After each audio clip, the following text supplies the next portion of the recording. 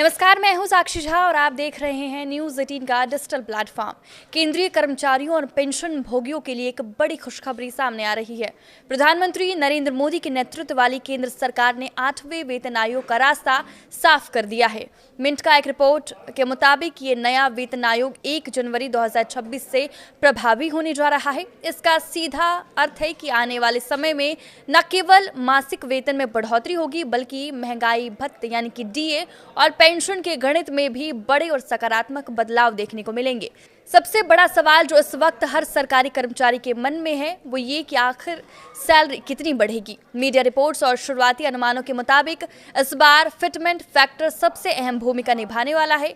जानकारों का मानना है कि 8वें वेतन आयोग के तहत एक केंद्रीय कर्मचारी की न्यूनतम बेसिक सैलरी 18,000 रुपए से बढ़कर सीधे 51,480 रुपए तक पहुंच सकती है।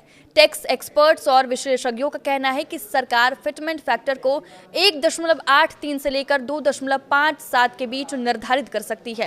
हालांकि सरकार ने अभी तक किसी आधिकारिक नंबर की घोषणा नहीं की है, लेकिन अगर पिछला रिकॉर्ड और महंगाई दर देखी जाए तो बढ़ोतरी का ग्राफ ऊंचा रहने की उम्मीद है। देश में करीब 50 लाख सेवारत कर्मचारी और 65 लाख पेंशन भोगी हैं, जिनकी निगाहें इस फैसले पर टिकी है। बीते दिनों सोशल मीडिया पर एक खबर तेजी से वायरल हुई थी, जिसमें दावा किया गया था कि नए फाइनेंस एक्ट 2025 के तहत पेंशन भोगियों का महंगाई भत्ता बंद कर दिया जाएगा। इस पर सरकार ने स्थिति पूरी तरह साफ कर दी है। 13 दिसंबर 2025 को सरकार ने स्पष्ट किया है कि यह दावा पूरी तरह से फर्जी है। अधिकारियों ने बताया कि रिटायरमेंट के बाद मिलने वाले लाभ जैसे कि डीए में बढ़ोतरी केवल तभी रोकी जाएगी जब किसी कर्मचारी को सेवा के दौरान दुराचार के लिए बर्खास्त किया गया हो। सीसीएस नियम 2021 के नियम 37 में संशोधन किया गया है, जो कहता है कि यदि किसी कर्मचारी को दुराचार के लिए हटाया जाता है तो ही उसके लाभ जब्त होंगे। आम और ईमानदार पेंशन भोगियों को डरने की कोई जरूरत नहीं है, उन्हें उनके हक का पैसा मिलता रहेगा। ये सबसे बड़ा सवाल है। आमतौर पर कर्मचारियों को उम्मीद थी कि भले ही सिफारिशें देर से आए, लेकिन उन्हें 1 जनवरी 2026 से लागू माना जाएगा और एरियर मिलेगा।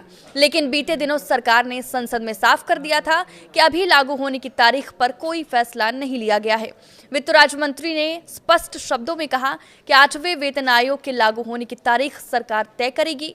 यानी फिलहाल 1 जनवरी 2026 की तारीख पर सरकार की आधिकारिक मुहर नहीं लगी है। मतलब अगले महीने से सैलरी बढ़कर नहीं मिलेगी, इसमें अभी समय है। वित्त राज्य मंत्री ने बताया था कि 8वें वेतन आयोग का गठन पहले ही किया जा चुका है और वित्त मंत्रालय ने 3 नवंबर 2025 को इसके लिए टर्म ऑफ रेफरेंस यानी कि कार्य की शर्तें भी जारी कर दी है। लेकिन आयोग को अपनी रिपोर्ट तैयार करने और सरकार को सौंपने में नोटिफिकेशन की तारीख से करीब 18 महीने का समय लग सकता है। आप किस वीडियो पर क्या राय है, हमें कमेंट करके जरूर बताएं। नमस्कार।